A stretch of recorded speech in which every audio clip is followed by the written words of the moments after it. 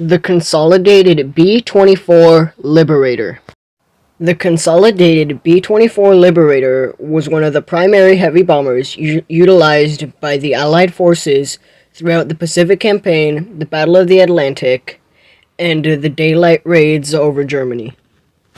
Design and development.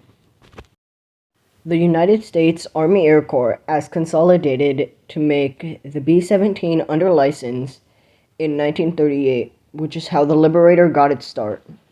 Consolidated chose to present a more contemporary design after business executives, including President Reuben Fleet, visited the Boeing factory in Seattle, Washington. The new Consolidated Model 32 flying boat merged the twin-tail design from the Model 31 flying boat with the wing produced by designer David R. Davis, a high-efficient airfoil design, on a new fuselage with twin bomb bays, each the same size and carrying capacity as the B-17 bomb bays, were specified to incorporate the construction and redesign of the fuselage design. Consolidated was formally invited by the U.S. Army Air Corps to submit a design study for a bomber with greater range, speed, and service ceiling than the B-17 in January 1939 as part of Specification C-212. The Model 32 was designed to be the winning entry by default because of the way the specification was written. Under the aegis of Project A, an Army Air Corps demand for an intercontinental bomber that had been envisioned in the middle of the 1930s, the program was carried out. The B-24 was a step in the right direction, even if it fell short of Project A's objectives. Consolidated's B-32 and B-36 Peacemaker, as well as the Boeing B-29, were developed as a result of Project A. The B-24 famously used twin garage door bomb bays because it was too low to the ground as a result of its tricycle landing gear. The Davis wing, which it used, also gave 35% higher lift than most other wings.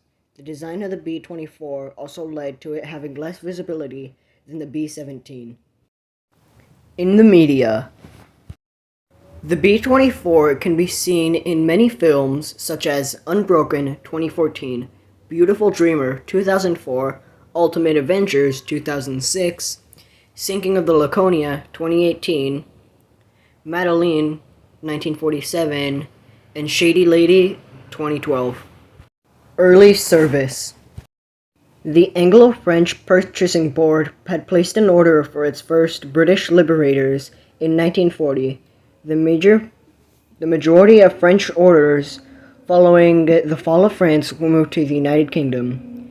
The RAF and the U.S. both concluded that the necessity for air transports was enhanced by the war, and early-style bombers and seaplanes were finished or modified into cargo carriers and transports. Variants.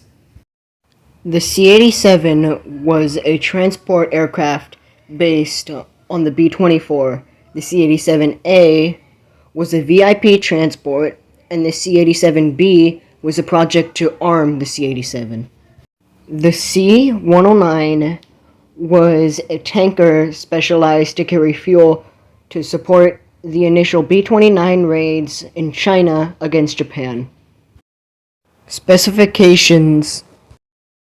Equipped with 4 Pratt & Whitney R-1830-35 Twin Wasp 2-row air-cooled turbo-supercharged radial piston engines with 1,200 horsepower, a 297 mile per hour top speed, a cruise speed of 215 miles per hour, a stall speed of 95 miles per hour, a maximum bomb load of 8,000 pounds for a short-range 400-mile bombing raid, a medium range of 5,000 pounds, and a very long range of 1,200 miles, with 2,700 pounds of bombs, and 10 M2 50 caliber machine guns in multiple different positions.